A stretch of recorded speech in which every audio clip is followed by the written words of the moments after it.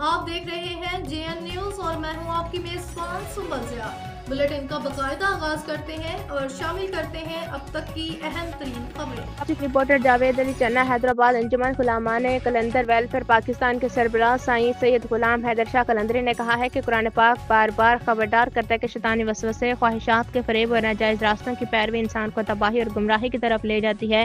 صرف ایمان، عبادت، سچائی اور پاکیزگی کے راستے اختیار کرنا ہی انسان کو فلاح اور سکون تک پہنچا سکتا ہے۔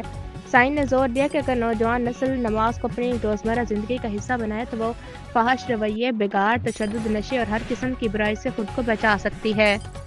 نظر کی حفاظت اور شرمگاہوں کی سنبھال فرد کی پاکیزگی، مضبوط کردار اور معاشرتی اخلاق کی سلامتی کے لیے انتہائی ضروری ہے۔ سائیں قلندری نے مزید کہا کہ اپنی خواہشات پر قابو پانا، اللہ کے ذکر میں وقت گزارنا، بری صحبت سے بچنا اور حلال روزی حاصل کرنا انسان کو ہر قسم کے گناہوں اور معاشرتی نقصان سے محفوظ رکھتا ہے۔ زنا ایک سنگین گناہ ہے اور گناہوں کا واحد علاج سچی توبہ، دل کی شرمندگی اور عمل کی ایمانداری ہے جس میں انسان اللہ سے معافی طلب کرے اور دوبارہ غلط رویے سے بچے۔ پروگرام میں کثرت درود پاک، ختم القرآن کے تحفے پیش کیے گئے اور عالم اسلام اور پاکستان کے لیے خصوصی دعائیں بھی کی گئیں۔